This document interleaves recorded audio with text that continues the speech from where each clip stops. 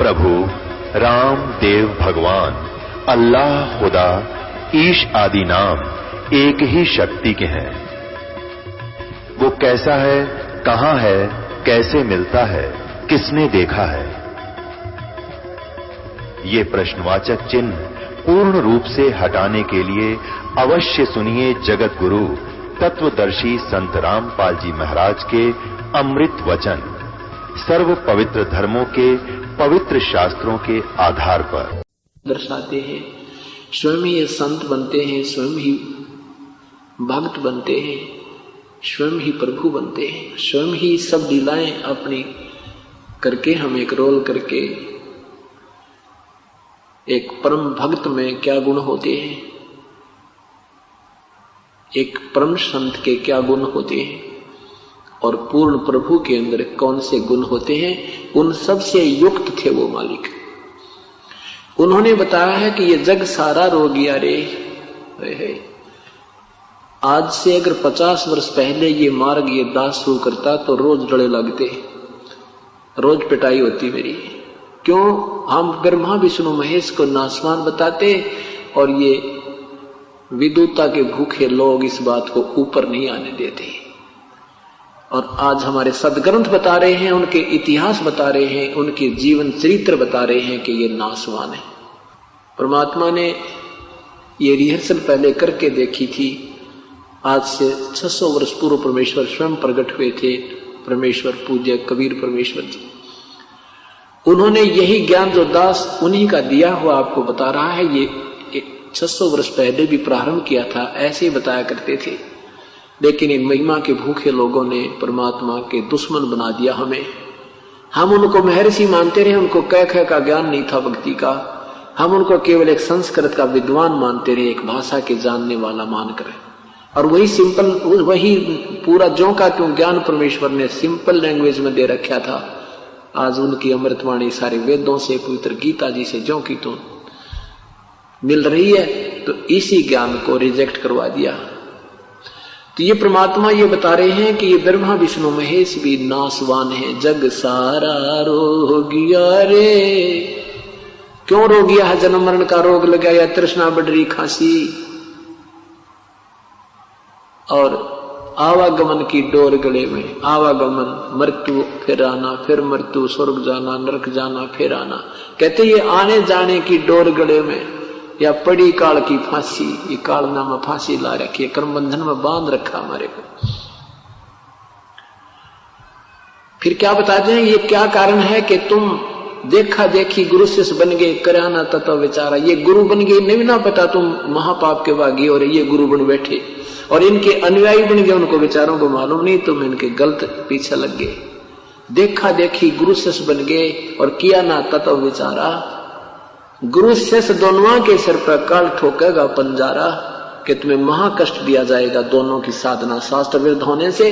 पवित्र गीता जी के अध्याय नंबर 16 के 23 और 24 मंत्र के में जो वर्णित विधि है कि जो शास्त्र विधि को त्याग का मनमाना आचरण पूजा करते हैं, ना उनकी कोई गति होवे, ना उनकी कोई कार्य सिद्ध हो, ना उनको कोई सुख हो। इसलिए अर्जुन, सत भक्ति करने के लिए भाई शास्त्र ही प्रमाण में है, और किसी की दंत कथा लोक वेद पर विश्वास मत करना। तो परमात्मा कहते हैं देखा देखी गुरु शिष्य बन गए, किया ना तत्व विचारा, और गुरु शिष्य दोनों के सिर पर काल ठोका बंजारा।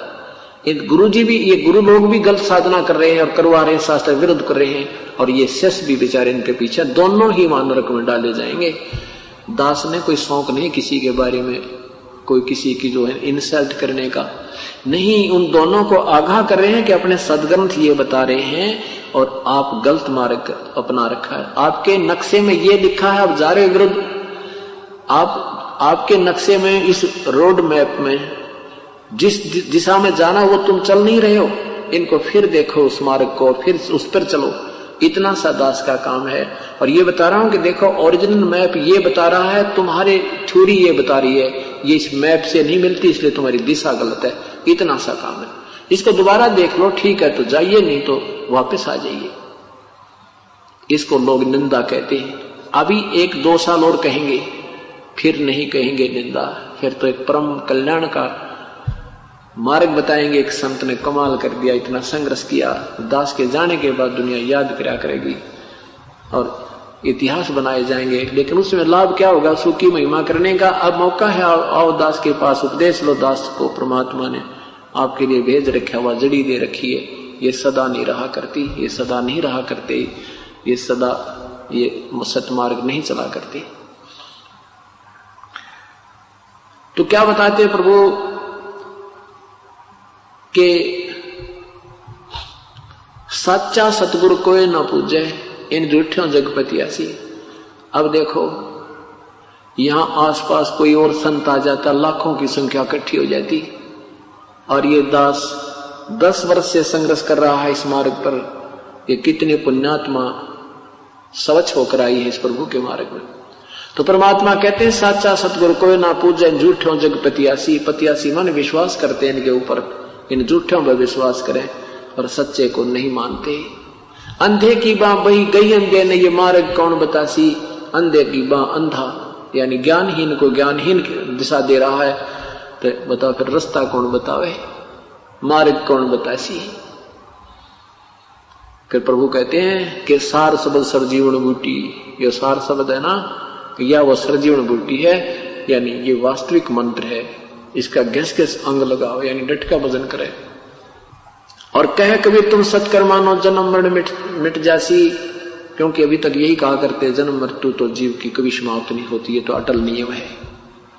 परमात्मा कहते हैं तुम सत्कर मानो, विश्वास करो मेरे पे, इस वास्तविक विधि से तुम्हारा जन्म मृत्यु समाप्त हो जाएगा। अब ये सतलोक की महिमा गाने वाले ये कबीर साहब की वाणी चुरा के करने नो दीदार महल में प्यारा है, एक शब्द है प्रभु का, उसकी हल्दी की गांठ लेकर पंसारी बन गई। धन धन सतगुरु राधा स्वामी आले, इन्हें कह का बेरा नहीं, शब्द के बारे में इनको विवेचन नहीं है बिल्कुल भी। और ये पुराना नाना पंथ बना दिए, एक दूसरे तो प्रभु का भूखा, प्रभुता के भूखे। आगरा से ब्यास में श्री जयमल सिंह जी से के सावण सिंह जी से हुए, सावण सिंह जी के फिर ये बलोचिस्तानी सामस्ताना ने धन धन सतगुरु सच्चा सौदा शुरू कर दिया। एक ने सावण सिंह के शिष्य ने श्री दर्शन, उसने कृपाल सिंह जी ने दिल्ली में शुरू कर दिया। फिर कृपाल सिंह के 2 बागी शिष्य हो गए, एक ठाकुर सिंह, एक यो जो जय गुरुदेव, इन्हें मथुरा में जमटा गाड़ दिया, और ठाकुर सिंह ने और दुनिया डुबो दी। यानी किसी को कह का ज्ञान नहीं। ये कहते हैं परमात्मा सतपुरुष निराकार है, वहां सतलोक में प्रकाश ही प्रकाश है, वहां जाकर उसमें लीन हो जाना। बता भाई कौन जाओ वहां, कौन समुद्र में डूब गया मरे। इन्हों का भी अच्छे बाग बगीचे हैं, वहां घूमे फिरेंगे तो जी भी कर जानने, इन्हों के उसमें समा जाना है। कमाल की बात है, कोई ने कहा समुद्र में डूब कर मर जाना, उधर कौन जाओ, मूर्ख बेसक जा। तो वहां निराकार नहीं है, सारी चीज व्यवस्थित है, परमात्मा साकार है, वह हर चीज है। जैसे यहाँ व्यवस्था है जो की तो वहां पर है, लेकिन यहाँ के आहार में वहां के आहार में दिन रात का अंतर है। वो एक तत्व से बना हुआ आहार, एक तत्व से बना हुआ शरीर, और एक तत्व से बने हुए वहां पर तेज पुंज के वृक्ष हैं, तेज पुंज के बाग, तेज पुंज का वहां अमृत सरोवर भरे हैं, तेज पुंज का वहां प्रकाश, तेज पुंज के शरीर हैं, यानी वहां कभी मृत्यु नहीं होती। ये 5 तत्वों से बना हुआ ये कवर है, ये खत्म हो जाता है। इसके ऊपर 3-4 कवर कालना और चढ़ा रखे, उसके अंदर हमारा ओरिजिनल शरीर है, जिसका 16 सूर्य जितना प्रकाश है हमारा। और परमात्मा का, हमारे प्रभु का एक रोमकूप में करोड़ सूर्य मिला दे, करोड़ चंद्रमा मिला दे, वो भी कम पड़ जावे, इतना नूर प्रभु का है, इतना प्यारे लगते हैं वो, इतना सुंदर शरीर है। अरस कुरस पर श्वेत गुमट है, जहां सतगुरु का डेरा, श्वेत सतर सिर मुकुट विराज है, देखत नाम सचेरे नो। वहां पर सतलोक में एक बहुत बड़ा गुमट है, बहुत सफेद लंबा चौड़ा, उसके बीच में परमेश्वर कबीर साहब सतपुरुष रूप में विराजमान है। इतना सुंदर शरीर है उसमें उनका के ऊपर श्वेत छत्र है और श्वेत ही मुकुट है मालिक का, और उसमें से झिलमिल झिलमिल किरणें निकल रही हैं, और सुंदर शरीर है दाता का। उनका ज्यादा प्रकाश है, करोड़ सूर्य करोड़ चंद्रमा मिला दे एक रोमकूप में। और ये राधा स्वामी वाले भी न्यू कहे हैं कि उस सतपुरुष के एक रोमकूप दी शोभा, करोड़ सूर्य मिला दे, इतने ही चंद्रमा मिला दे, इतना सुंदर है। और फिर न को निराकार है, अरे तेरा गजब है। रोमकूप की तो है शरीर बिना, अकल कतीनहीन लोगों में भक्ति मार्ग की। वो अच्छी आत्माएं थी, पिछले जन्म के संस्कारी हंस थे, प्रभु की तलाश थी, ये फंस गए नकली संतों के और उन्हें ढूंढा ठा गए। क्योंकि जिसमें पूर्ण कमाई होती है उसकी शब्द में शक्ति होती है, और वो जो भी कहेगा का लाभ भी हो जाता है, तो वो भोली आत्मा उसको चिपक जाती है। कई लोग ऐसे, एक भक्त कह रहा था जी, हमने एक साधु देखा, बोला ले ये 500 का नोट तेरी गोज में डाल ले। वो उसने 500 का नोट अपनी जेब में डाल लिया, 5 मिनट पाछे देखा उसकी जेब में नोट नहीं पाया। कहाँ गया? देखियो मेरी जेब में रहा। अरे उससे सी उसके पर बूता होगी, अगले भाई तो महापुरुष पड़ा है, जादूगरी दिखा के सिद्धियां हैं ये। परमात्मा कहते हैं ड्रामेबाजी से भक्ति का कोई लिंक नहीं है। तो यहाँ क्या बताते हैं परमात्मा के, देखा देखी गुरु से बन गए, कराना तत्व विचारा, ये देखम देखा एक दूसरे के पीछे लग रहे हैं। तो हम यहाँ से जब जाएंगे तो हमारा जो इस भक्ति की साधना से ये सब जितने हमारे ऊपर आवरण है ये सब खत्म हो जाएंगे। ये सूक्ष्म सतुर शरीर तो यही रह जाएगा, ये सूक्ष्म शरीर भी समाप्त हो जाएगा, कारण भी, महाकारण भी, कवल्य भी। फिर एक ही नूरी शरीर हमारा अंदर से निकल के प्रभु के संग और सतलोक जाएगा, जहां हम ठाठ से रहा करेंगे। वहां रहने का स्थान ही वहां पर अपना, ये तो हम गलत फंस गया पर ये रहने का स्थान नहीं है, वो वास्तविक स्थान है। वहां पर बिल्कुल आनंद में रहते हैं, वहां प्रभु भी हमारे साकार हैं, हम भी साकार हैं, हमारे शब्द से वहां हमारी संतान उत्पन्न होती है। तो ये वहां हम ठाठ से सपरिवार रहते हैं, वही उसी की डुप्लीकेट कॉपी काल ने यहाँ कर रखी है। तो वहां चलेंगे, वहां ठाठ से रहा करेंगे, फिर कभी जन्म मृत्यु नहीं होगा। बोलो सतगुरुदेव की जय। जैसा कि आज सुबह के सत्संग में पुण्यात्मा सुन रही थी, अविनाशी परमात्मा कौन है, पूजा के योग प्रभु कौन है, प्रभु की परिभाषा से आप परिचित हुए। राम कहो, साहेब कहो, अल्लाह कहो, गॉड कहो, रब कहो, ये शक्ति बोधक शब्द हैं।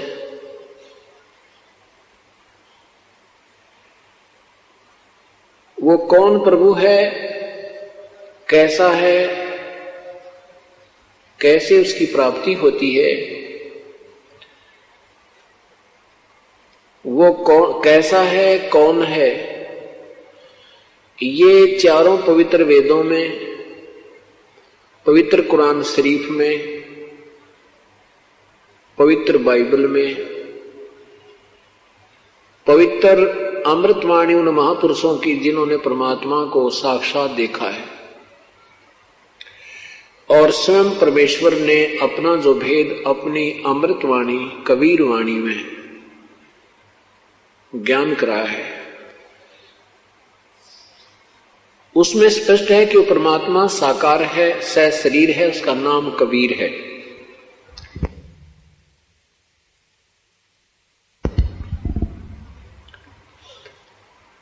उसकी प्राप्ति कैसे होती है, ये ज्ञान पवित्र चारों वेदों में, पवित्र कुरान शरीफ में और पवित्र गीता जी में नहीं है, और न ही पवित्र बाइबल में है। उस परमात्मा के पाने की विधि केवल 5वें वेद में, सवसम वेद में है, जो परमात्मा ने स्वयं आकर के हमें बताया है, अपनी सिंपल लैंग्वेज में, साधारण वाणी में, साधारण भाषा में, कबीर वाणी में, और फिर उन्हीं के द्वारा परमेश्वर पूर्ण परमात्मा की कृपा से, उन्हीं की रजा से जो अन्य महापुरुषों ने परमात्मा को देखा, उन की अमृतवाणी में भी परमेश्वर के पाने की विधि ज्यों की त्यों लिखी है। वेदों में और पवित्र गीता जी में ये संकेत है कि उस परमात्मा के पाने का 3 नाम का मंत्र है। पवित्र गीता जी अध्याय नंबर 17 के श्लोक नंबर 23 में ओम तत् सत इति निर्देश है ब्रह्मणे त्रिविध समर्थ है। ब्रह्मणे माने पूर्ण परमात्मा का, उस पूर्ण प्रभु का जो जाप करने का मंत्र ओम तत् सत है। ओम ब्रह्म का जाप है, तत् परब्रह्म का जाप है। ये तत् सांकेतिक है, यहां पर ओरिजिनल मंत्र नहीं है, ये वास्तविक मंत्र नहीं है। और सत भी ये सांकेतिक है। इसी प्रकार श्याम वेद संख्या नंबर 822 में उस परमेश्वर का नाम भी लिखा है कि वो परमात्मा 3 नाम का 3 मंत्र का जाप देकर अपने अनुयायी को, अपनी पुण्य आत्मा को, अपने भक्ति साथी, भक्ति को करने वाली आत्मा को सतलोक ले जाता है पाप रहित करके। वो 3 मंत्र, त्रितस्य नाम है, उसके 3 नाम का मंत्र है। अभी तक क्या कहा करते थे ये नादान संत, ऋषि, महर्षि कि परमात्मा निराकार है, केवल उसका प्रकाश देखा जा सकता है। फिर उसको अंग्रेजी में बोलने लगे, डिवाइन लाइट कहने लगे, डिवाइन लाइट। हिंदी में प्रभु का प्रकाश, दैवी प्रकाश, ईश्वरीय प्रकाश, स्वयं प्रकाशित है प्रभु, ये भी लिखते हैं और कहते हैं भगवान निराकार है। अब जैसे कोई हीरे को कहे कि वह स्वयं प्रकाशित, हीरा स्वयं प्रकाशित है, मणि स्वयं प्रकाशित है, ट्यूब स्वयं प्रकाशित है, और फिर कहें ट्यूब निराकार है, हीरा निराकार है, चंद्रमा स्वप्रकाशित है और चंद्रमा कहें निराकार है, सूर्य स्वयं प्रकाशित है और सूर्य को कहें निराकार है, तो उनको कुछ दिखाई नहीं देता। वो परिचित ही नहीं है, उन्होंने कभी सूर्य देखा ही नहीं है, ना चंद्रमा देखा और नहीं उन्होंने हीरा देखा है। सुनी हुई व्याख्या भी उनकी सही नहीं है। इसी प्रकार अभी तक परमात्मा को निराकार कहते रहे और वो साकार है। सभी प्रभु सहशरीर हैं, उनकी शक्ति और उनके शरीर के प्रकाश में भिन्नता है। जैसे सच्चिदानंद, सच्चिदानंद की क्या परिभाषा होती है? सत चित आनंद, यानी चित्त का, मन का सच्चा आनंद, जिससे मन को सही आनंद आवे उसको सच्चिदानंद कहते हैं। इसलिए प्रभु का एक उपमात्मक नाम सच्चिदानंद भी है। तो अब सच्चिदानंद किसे कहते हैं? जो मन को अच्छा लगे, मन भावन, सुभान।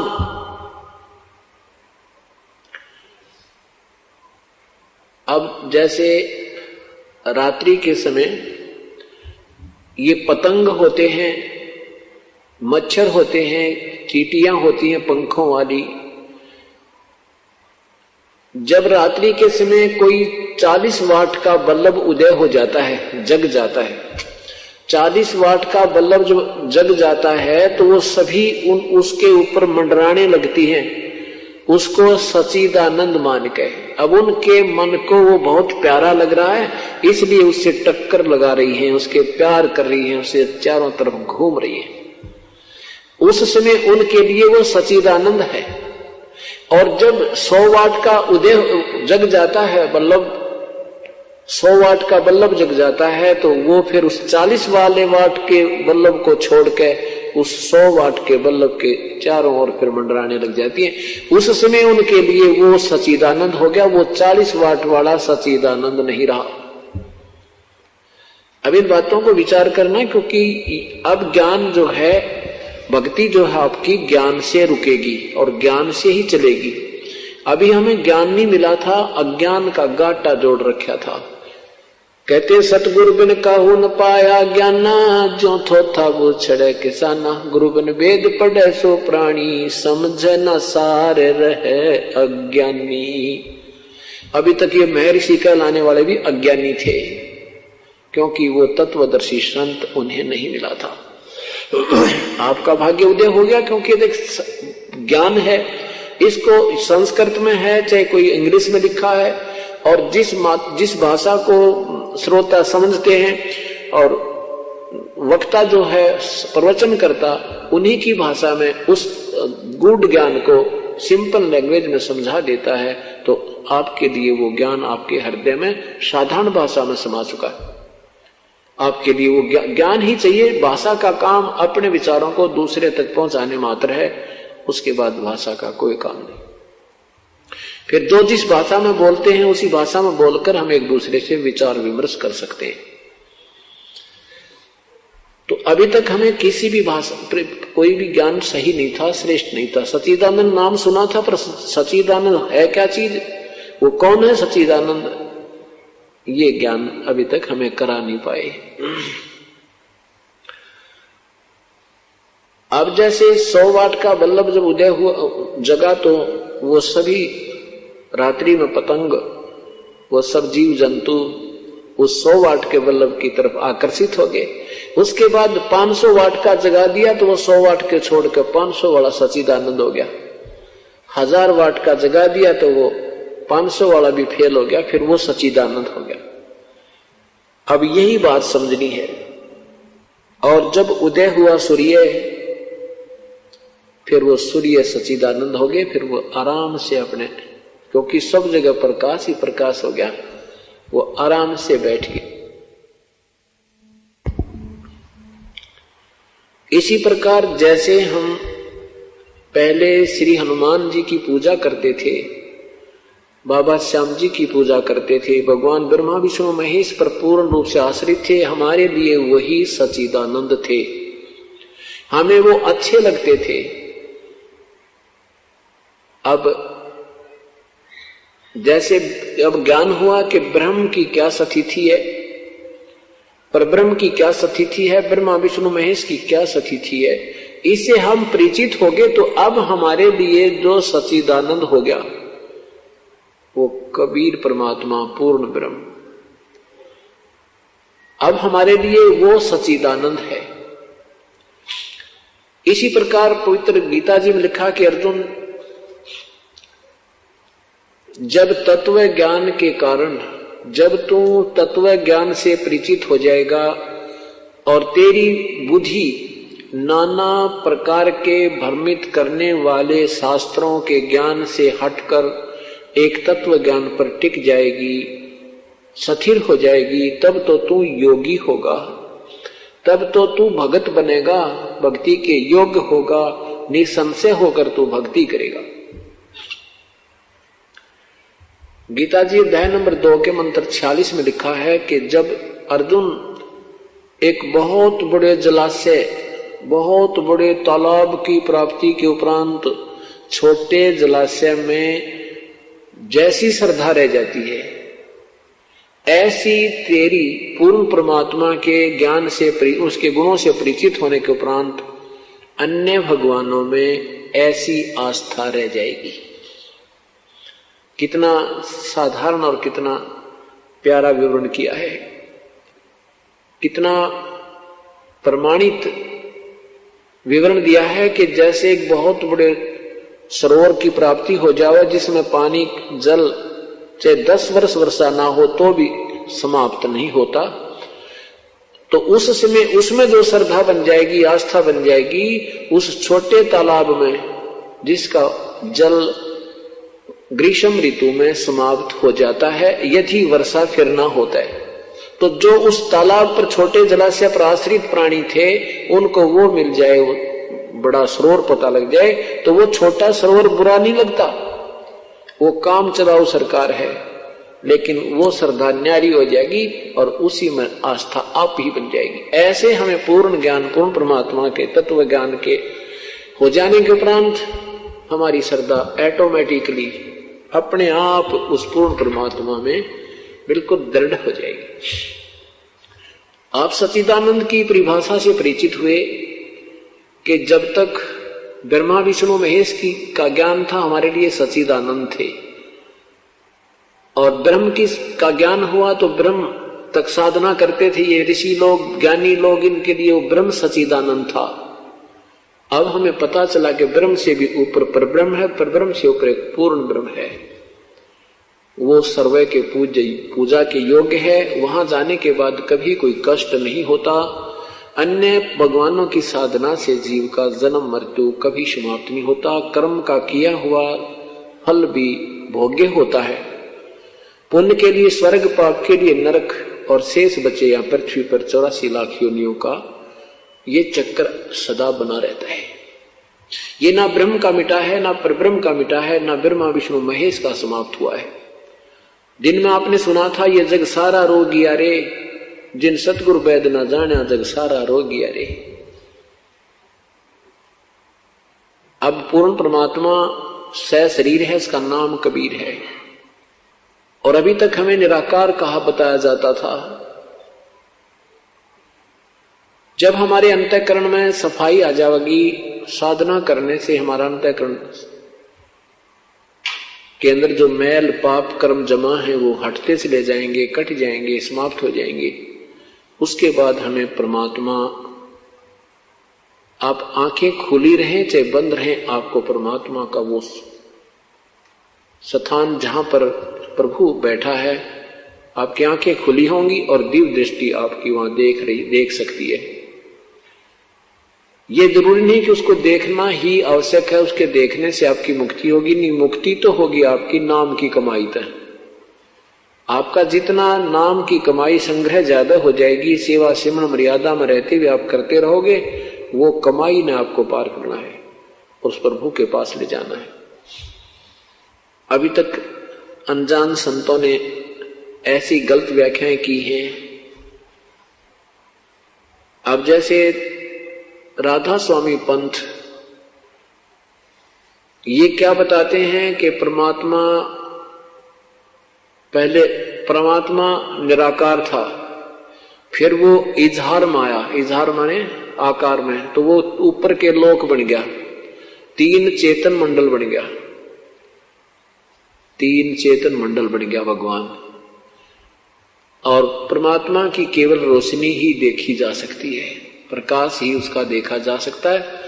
यानी टोटली परमात्मा निराकार है, उनका कहने का भाव है, और सतलोक में केवल प्रकाश ही प्रकाश है, प्रभु नहीं है। और फिर कहते हैं परमात्मा ने मनुष्य को अपना स्वरूप में बनाया, प्रभु ने मनुष्य को अपना ही रूप बनाया। तो प्रभु कैसा हुआ? इनकी अकल गाम गई हुई थी। अभी आपको दिखाते हैं। मित्र बाबा जयमल सिंह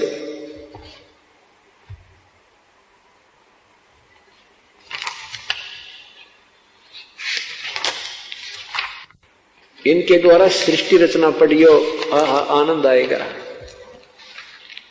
जैसे बालक भी अच्छी विवरण, हमारे तो बच्चे भी इनसे 100 गुना अच्छी ज्ञान बता देंगे। इन्होंने क्या बताया है देखिएगा। जीवन चरित्र परम संत बाबा जयमल सिंह जी महाराज का, लेखक हैं कृपाल सिंह जी, और कहां से प्रकाशित है?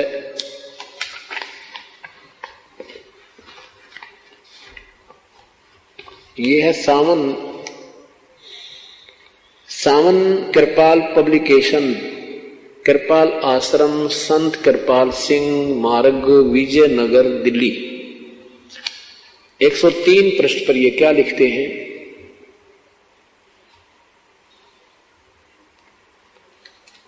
ये नीचे देखना, ये 103 पृष्ठ है इनका, ये देखना, नीचे देखना। सृष्टि रचना। वह प्रभु अपने निज स्वरूप में निराकार, निज स्वरूप में निराकार, निर्गुण और अनाम था। उसका न कोई आकार था, न गुण, न कोई नाम था। वो वर्णन से परे की बात चीज थी। नेति नेति कहकर ही उसका संकेत दिया जा सकता था। अर्थात वह प्रकाश भी नहीं, अंधेरा भी नहीं। बताओ, इनकी अकल देखो, चुटकुले से सुना रखे ने। प्रकाश भी नहीं, अंधेरा भी नहीं, और क्या वही फिर प्रकाश और अंधेरा नहीं तो फिर है क्या? तीसरी बीच की कौन सी वस्तु हुई? वह प्रकाश भी नहीं, अंधेरा भी नहीं, वह ध्वनि भी नहीं, वह मौन भी नहीं, इत्यादि। वह परम सत्य, अगम, अगोचर, अनंत और वर्णना अतीत है। यही सिर हकीकत, सबकी सृजन और सबकी जीवन आधार हकीकत थी, जिसने सारी रचना रची। जब वह अनामी प्रभु अभिव्यक्त में आया, अभिव्यक्त माने आकार में आया, तो अलख, अगम और सतनाम हुआ। वो तेरा गजब है। ये सतनाम को क्या कहते हैं? सतलोक को कहते हैं। अलखलोक बन गया, अगम लोक बन गया, और सतनाम, सतलोक को ये सतनाम कहते हैं। सतलोक को सतनाम हो गया। हे भगवान, यह तीन निर्मल चेतन बने, धवनी हुआ। बस अब देखो यहां निराकार बता, और इसके 20 पृष्ठ पे, इसी के 20 पृष्ठ पे क्या कहते हैं कि भगवान ने इंसान को अपना ही स्वरूप बनाया। अरे तेरा गजब हो यो, हे भगवान। ये देखो 20 पृष्ठ पे, यहां देखो, परमात्मा ने इंसान बनाए, इंसान को उस प्रभु ने अपना रूप बनाया। अकल देखो ये परमात्मा। ये तो राधा स्वामी पंथ की व्याख्या है प्रभु के विषय में। और बाकी आप जितने भी संतों की अपरिचित हो, क्योंकि ये सतलोक सतलोक सतलोक की रट लगा रहे थे, दुनिया को भ्रमित कर रहे थे। बाकी दूसरे संत तो इस ब्रह्मा विष्णु महेश तक ही घुमा फिरा कर रोके हुए हैं। इन्होंने परमात्मा की वाणी पढ़कर अपनी न्यारी चाल चली थी। ये भ्रमित करने के लिए काल ने भेजे थे। अब इनकी सारी जो है ना व्यवस्था, सारी जो व्याख्या थी, वो सारी फेल होगी और सदग्रंथों के सामने यह जो ना रिजेक्ट हो जाएगी। तो इसमें ये परमात्मा को, सतपुरुष को निराकार कहते हैं, और अपनी व्याख्या से लिख रखे हैं कि परमात्मा ने मनुष्य बनाए और अपना ही स्वरूप बनाया, तो परमात्मा मनुष्य जैसा है, इति सिद्धम।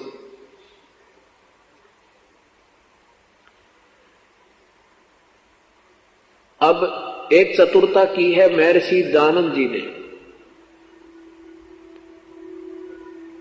महर्षि दयानंद जी वेदों के ज्ञाता माने जाते थे, वेदों के ज्ञाता और बड़े विद्वान पुरुष मानते हैं, और उनको वेदों का कह कह का भी ज्ञान नहीं है। वेदों में क्या लिखा है उनके सत्यार प्रकाश में उवा बाई बोल रखी है। सत्यार प्रकाश में लिखा है कि परमात्मा निराकार है, और वेदों में वर्णन है कि परमात्मा सशरीर है। वेद ज्ञान के तुलना में सत्यार प्रकाश -0 है, और आज तक ये महापुरुष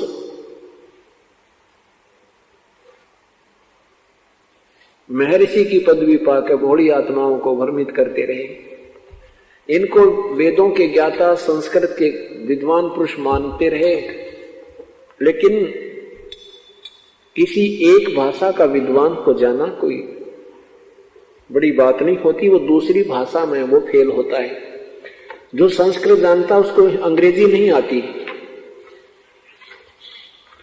तो अंग्रेजी में विद्वान नहीं हुआ, अर्थात वो फेल हुआ।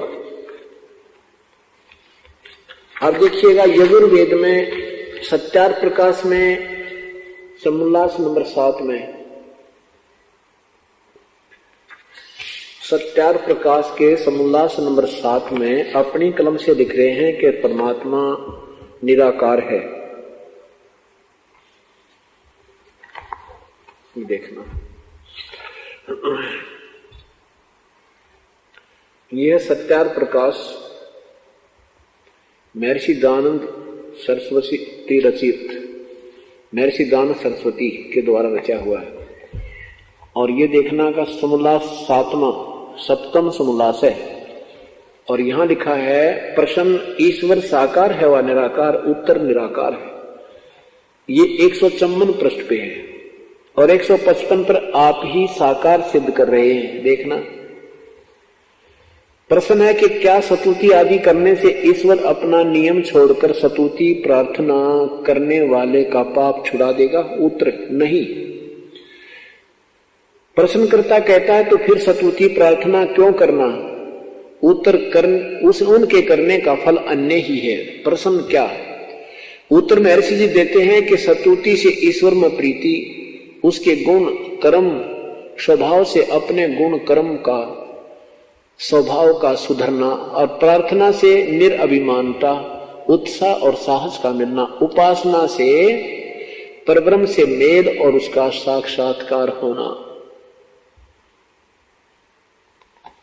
उपासना से परब्रह्म से मेल और उसका साक्षात्कार होना। मेल किससे होता है? साकार से होता है, और साक्षात्कार भी साकार से होता है। परब्रह्म यानी ब्रह्म से भी कोई और भगवान परब्रह्म, और ये ब्रह्म से अन्य कोई प्रभु नहीं मानते। इति सिद्धम के ये सारा उआबाई का ज्ञान था, और कारण यही था कि गुरु बिन वेद पढ़े सो प्राणी, समझे न सार रहे अज्ञानी। महर्षि दयानंद जी के गुरुदेव जो थे बचपन से ही नेत्रहीन हो गए थे। माता के कारण माता निकली थी, ये मोटी मोटी उसकी आंखों में भी निकल गई थी। वो बचपन से अंधे हो गए थे। वो भी ब्राह्मण थे, और महर्षि दयानंद जी उनके शिष्य थे श्री ब्रिजानंद जी के।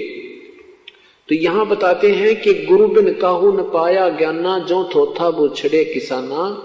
गुरु बिन वेद पढ़े सो प्राणी, समझे ना सार रहे अज्ञानी। ये महर्षि दयानंद जी महर्षि नहीं थे, अज्ञानी थे, क्योंकि एक तरफ लिख रहे निराकार, अगले पर सिद्ध कर रहे हैं वो साकार है। उसकी उपासना से उससे मेल, उसका साक्षात्कार हो जाना। और वेद बताते हैं प्रभु सशरीर है। अपनी कलम से फिर वेदों में लिख रहे हैं। यजुर्वेद अध्याय नंबर 1 का मंत्र नंबर 15 और अध्याय नंबर 5 का मंत्र नंबर 1 स्पष्ट कर रहा कि अग्ने तनुरसी परमात्मा सशरीर है। विष्णुवे तवा सोमस्य तनुरसी, उस सब के पालन करता अमर पुरुष, चंद्रमा की तरह प्रकाशित, चंद्रमा जैसे सुंदर भगवान का शरीर है, उस सर्व पालन कर्ता का शरीर है। देखिए ये महर्षि दयानंद द्वारा अनुवादित है, और अध्याय नंबर 1 का मंत्र नंबर 15 है। ये देखना, ये है यजुर्वेद भाषा भाष्य प्रथमो अध्याय, और ये 15वां श्लोक है। अग्ने तनुरसी है। अग्ने तनुरसी परमात्मा सह शरीर है। अग्नि माने परमात्मा। इसमें इन्होंने 11 शब्दों के अर्थ ही छोड़ दिए। अग्नि तनुरसी का कहीं भी अर्थ नहीं किया। कहीं भी ब्रैकेट में आप देख रहे हो, ये ब्रैकेट में संस्कृत के शब्द हैं, इनमें कहीं अग्नि तनुरसी नहीं है, और ये देखो कहीं पर भी नहीं है। बस यहां इन्होंने ऐसा है कि जानबूझकर छोड़ दिया कि क्योंकि सत्यार प्रकाश में ये पहले लिख चुके कि परमात्मा निराकार है, और वेद बता रहे हैं परमात्मा साकार है। तो यहां ये उलझ गए कि अब कैसे लिखूं अपनी कलम से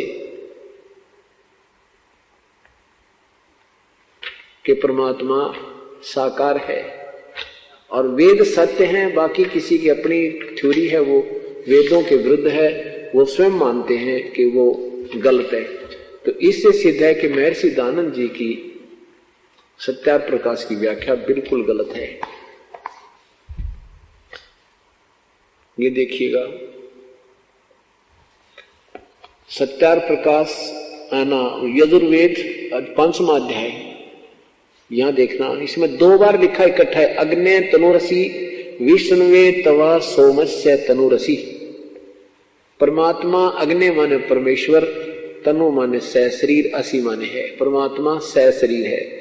विष्णुवे तवा सोमस्य तनुरसी, विष्णुवे माने सर्व पालन करता, सबका कुल मालिक, उस अमर पुरुष का, सोमस्य उस अमर पुरुष का, तनु माने शरीर, असी माने है उसका शरीर है, वो सह शरीर है। उसका नाम क्या है? 5वें अध्याय के 32वें श्लोक में लिखा है, उसका नाम कबीर है। कितना प्यारी व्याख्या की है कि उसका नाम कबीर है, और वही पाप विनाशक है, वो पाप विनाशक है। ये देखिएगा 5वें अध्याय का 32वां श्लोक है ये। कबीर उसी गसी, कबीर अंगारी असी।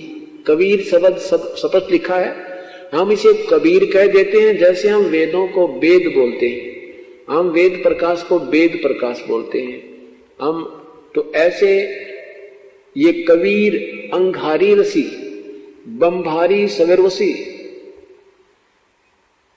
बंभारी वशोरसी। तो इसका क्या अर्थ बनता है कि हे जगदीश्वर, जिस कारण आप, अंघारी माने खोटे, अंघारी का मतलब होता है पाप का शत्रु। अग माने पाप, अरि माने शत्रु। पाप का शत्रु, जीवों का शत्रु लिखा है इन्होंने, खोटे चरण वाला जीव, यहां है पाप का शत्रु। इन्होंने ये कबीर, कबीर के स्थान पर ये कवि बना दिया, दो अपसर्ग लगा दी। अब यहां अगर यजुर्वेद है, ये यजुर्वेद, इसको यजुर्वेद संधि छेद कर दें हम और यहां दो अपसर्ग लगा दें इस यजुर्वेद पर, यजु कर दें, तो भी इस यजुर्वेद का ही संकेत होता है। जहां पर यजु भी लिखा होगा तो स्पष्ट होगा कि वो यजुर्वेद में व्याख्या है। इति सिद्धम, जहां ये कवि भी इन्होंने कर दिया, ये कबीर, तो जैसे पुनर को भी पुनः कर सकते हैं, तो इन्होंने ये कवि कर दिया। यहां कबीर लिखना था, कबीर वो कबीर देव है, पापों का शत्रु वो कबीर देव है। बंभारी माने बंधन के शत्रु, बंभारी बंधन के शत्रु अर्थात बंदी छोड़, और वो सतलोक में रहते हैं। ये देखो रतधामा, अपनी संस्कृत में है रतधामा, इन्होंने लिखा सतधाम युक्त हैं, सतधाम युक्त हैं, यानी सतलोक में रहता है। वो कबीर परमात्मा है और सतलोक में रहता है। अब इन्होंने अग्नि माने, ध्यान देखिएगा कि 5वें अध्याय का प्रथम श्लोक का कैसे अनुवाद किया है, इसको आपको दिखाते हैं।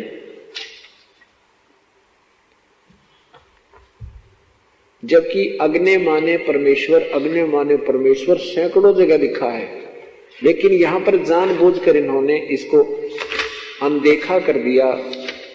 अग्नि माने हे बिजली आदि लिख दिया। अपने कलम से महर्षि दयानंद जी लिख रहे हैं यजुर्वेद के प्रथम अध्याय के मंत्र नंबर 17 में।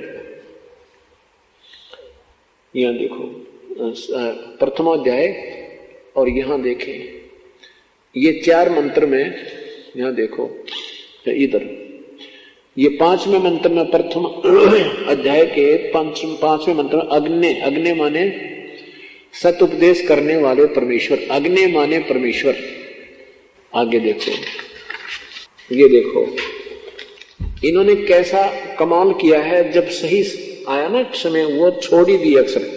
ये 10वें अध्याय में, यहां देखो आगे ना, प्रथम अध्याय में, और ये मंत्र नंबर है 11, यजुर्वेद अध्याय नंबर 1 का नीचे देखो, ये 11 नंबर मंत्र है। इसमें अग्नि शब्द है, अग्नि, और इन्होंने इसका 3 बार अर्थ किया कि ऐसा भी हो सकता है, ऐसा भी हो सकता है। प्रथम में क्या लिखा कि अग्नि माने जगदीश्वर, और दूसरी बार क्या, अब दूसरा पक्ष, यानी पहला तो ये बना दिया कि हे अग्नि हे जगदीश्वर, और दूसरा पक्ष लिखा हे अग्नि, अग्नि माने हे अग्नि परमेश्वर, अग्नि माने हे परमेश्वर। और तीसरे में क्या लिखा है, तीसरा पक्ष भी है, कहते हैं मैं शिल्प, अग्नि माने अग्नि है उसको वहन करने वाला शिल्प विद्या की सिद्धि के लिए। अर्थात 2 मत अग्नि माने न परमेश्वर लिखा है, एक में अग्नि माने अग्नि भी लिखा है। तो यहां अगर 15वें मंत्र में ये या करके भी लिख दे तो भी परमात्मा लिख दें तो परमात्मा सशरीर है। अब 13वें श्लोक में भी लिखा है अग्नि, अग्नि शब्द है, 2 बार इन्होंने अर्थ किया है। यह मंत्र का प्रथम अर्थ है, क्या लिखा है, अग्नि, भौतिक अग्नि, और दूसरा क्या लिखा है, ये देखो नीचे, अग्नि माने परमेश्वर की।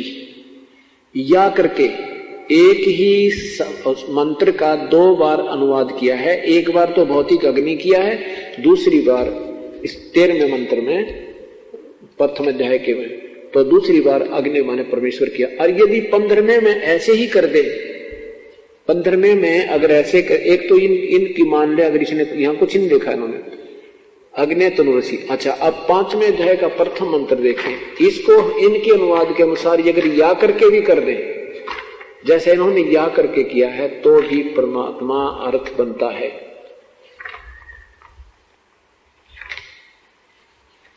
अब परमात्मा को पाना, भक्ति पे लग जाना तो पुण्यात्मा के लिए बहुत ही आसान होता है। वो तो आप लग ही रहे हो, कोई साधना कर रहे थे, कोई कुछ साधना कर रहे थे, लेकिन जब तक हमें स्वयं दृढ़ निश्चय नहीं होगा तो हम उस पथ पर, उस मार्ग पर नहीं चल सकते। कोई ना कोई विचलित कर देगा रास्ते में कि तेरा रास्ता ठीक नहीं है। जब हम पूरे निर्णायक होकर चलेंगे फिर हमें कोई विचलित नहीं कर सकता। अब पंचम 5वें अध्याय का पहले मंत्र में इन्होंने कैसे अनुवाद किया है, जहां अग्नि माने इन्होंने बिजली प्रसिद्ध रूप किया है।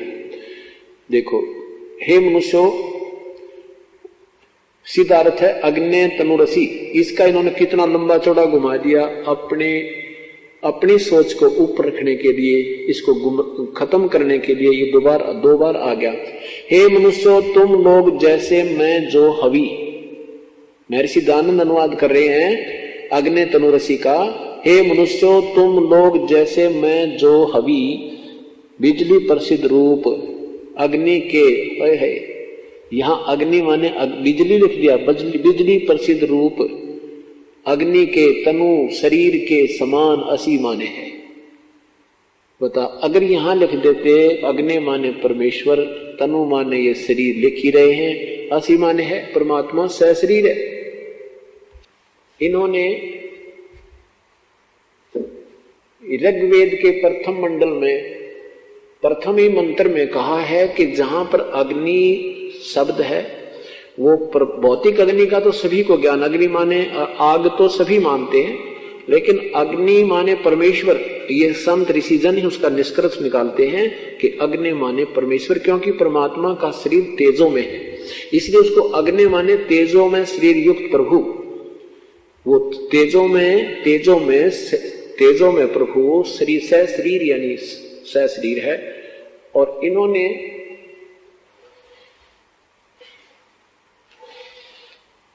इन्हीं की उस दृष्टिकोण से एक वेद भिक्षु नाम के महापुरुष आर्य समाजी ने ही श्याम वेद का अनुवाद किया है। और उसमें जहां भी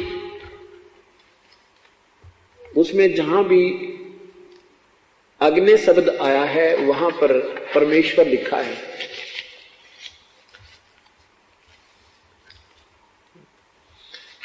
वहां पर परमेश्वर लिखा, देखिएगा, ये है श्यामवेद और यजुर्वेद। और इसके लेखक कौन हैं? इकट्ठी जल्द की है श्यामवेद और यजुर्वेद की। इसके लेखक हैं प्रकाशन प्रधान कार्यालय दयानंद संस्थान वेद मंदिर, महात्मा वेद भिक्षु सेवा आश्रम, मुखमेदपुर, दिल्ली। नीचे देखना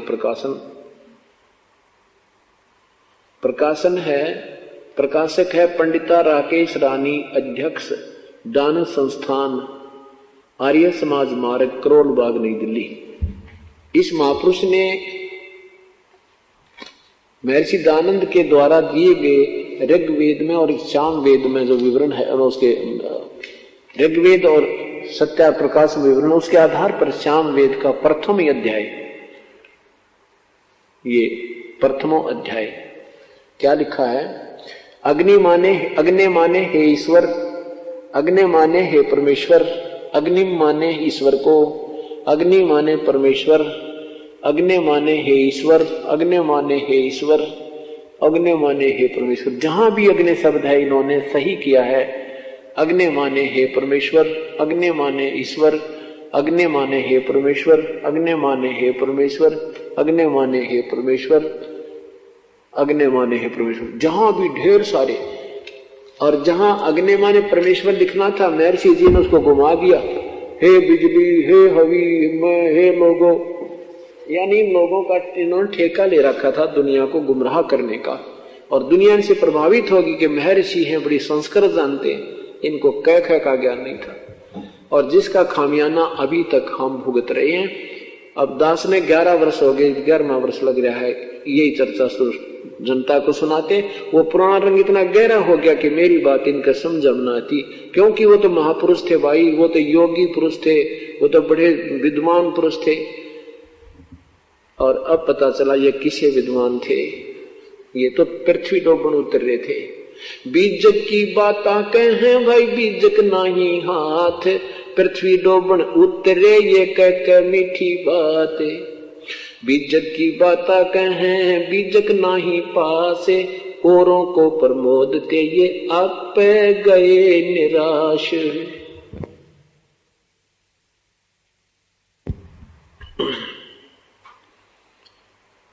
परमात्मा सह शरीर है, उसका नाम कबीर है। अब हमने ये निर्णय हुआ कि पूर्ण परमात्मा कबीर साहिब है, वो पाप क्षमा करता है, वो पाप विनाश करता है। जैसे महर्षि दयानंद जी ने क्या लिखा है, प्रश्नकर्ता ने पूछा क्या परमात्मा साधना करने वाले का प्रभु कभी तो पाप अक्षमा करता है या नहीं? उत्तर दिया महर्षि दयानंद जी ने कि नहीं, प्रभु पाप अक्षमा नहीं करता। उससे क्या लाभ है? कहता और लाभ है, उससे और लाभ है। क्या लाभ है? कि परमात्मा की स्तुति से, उपासना से, उसमें उसका मेल, परब्रह्म से मेल और उसका साक्षात्कार होना, आपने अभी पढ़ा था। उसके बाद फिर इसी विषय में 163 पृष्ठ पे सातवें समोल्लास के इसी पुस्तक के सत्यार्थ प्रकाश के 163 पृष्ठ पर आप देखिएगा। ये सत्यार्थ प्रकाश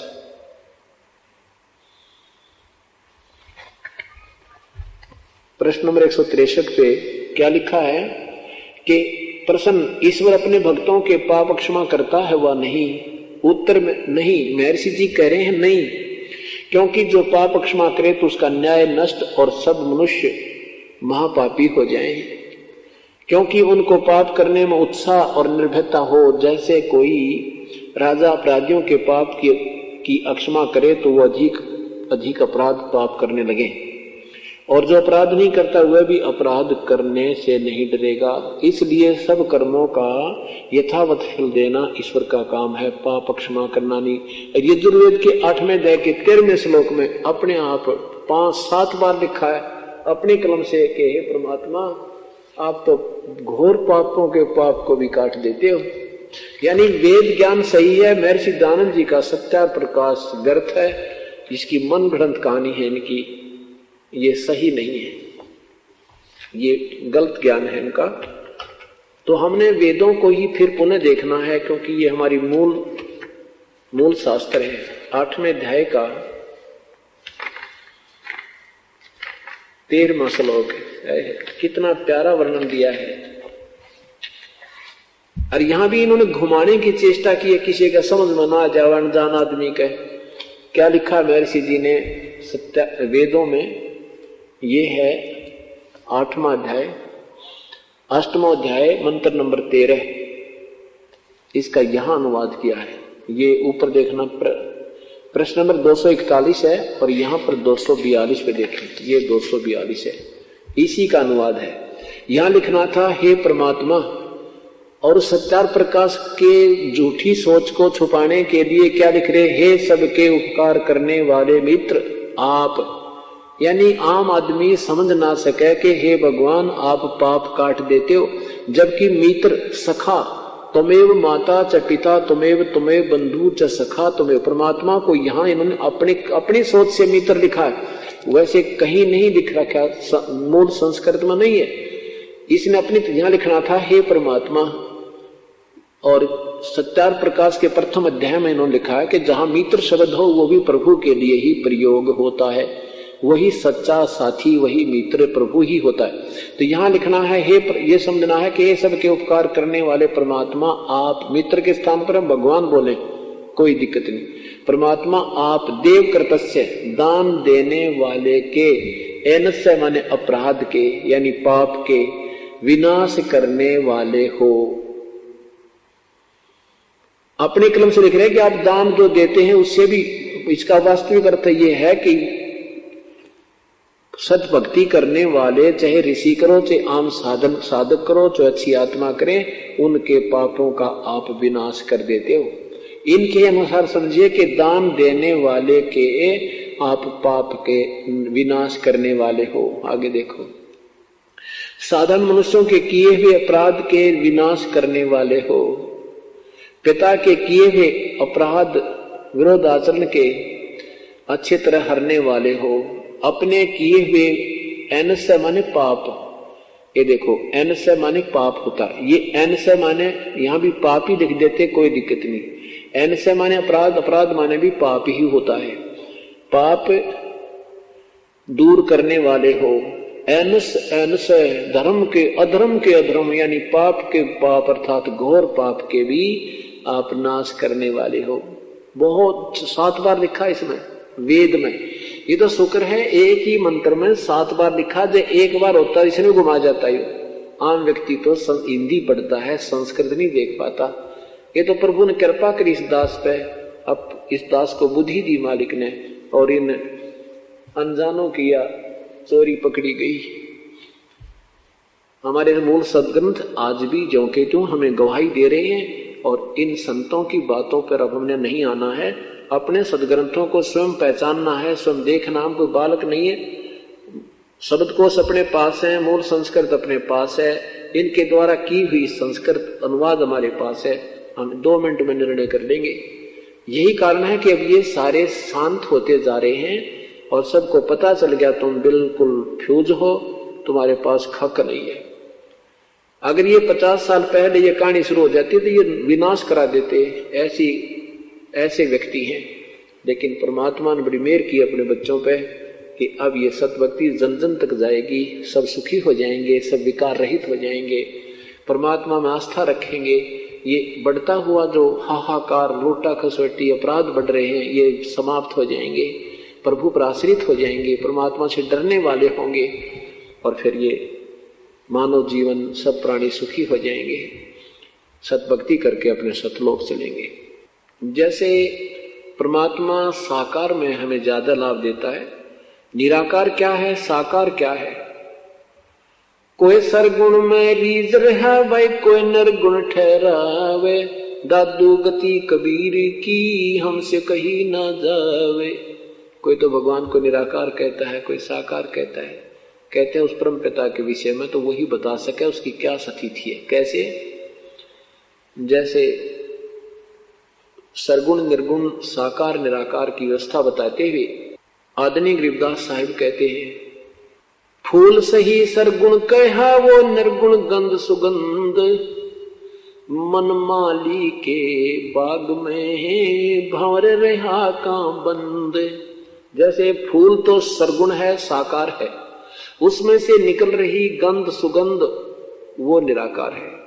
यहां आसपास कोई फूलों की फुलवाड़ी हो और दूर तक हवा के रुख में मनमाने 1 किलोमीटर दूर तक भी वो सुगंध आ रही होती है, वो निराकार। उसकी सुगंध, उसका प्रभाव वो अदृश्य दूर तक प्रभावित कर रहा है, और मूल स्थान एक, मूल वस्तु एक स्थान पर है।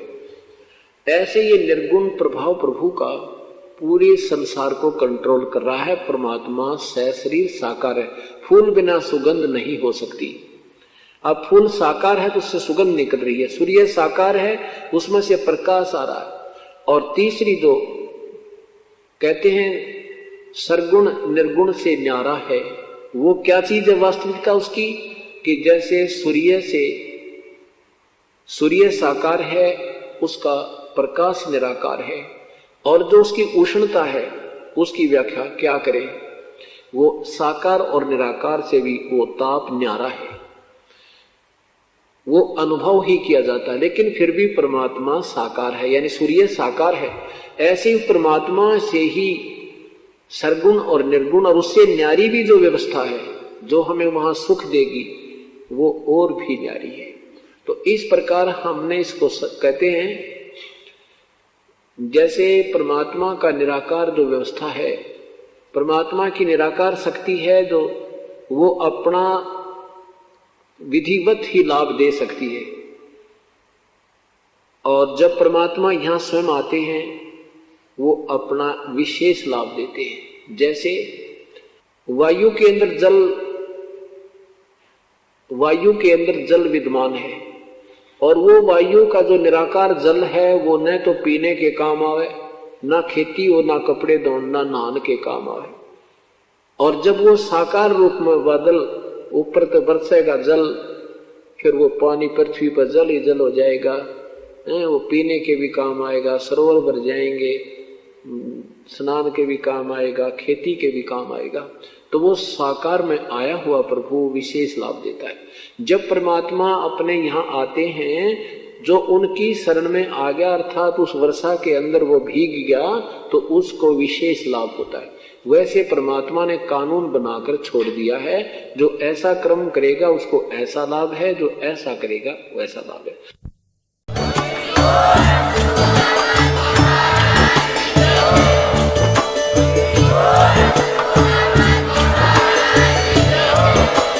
आप सुन रहे थे जगत गुरु तत्वदर्शी संत रामपाल जी महाराज जी के मंगल प्रवचन। अधिक जानकारी के लिए विजिट कीजिए हमारी वेबसाइट www.jagatgururampalji.org। संत रामपाल जी महाराज जी के शुभ आशीर्वाद से पूरे विश्व भर में 500 से भी ज्यादा नाम दीक्षा केंद्र हैं, जिन पर संत रामपाल जी महाराज जी द्वारा ऑनलाइन निशुल्क नाम दीक्षा दी जा रही है। अपने नजदीकी नाम दीक्षा केंद्र का पता करने के लिए संपर्क करें 8222880541।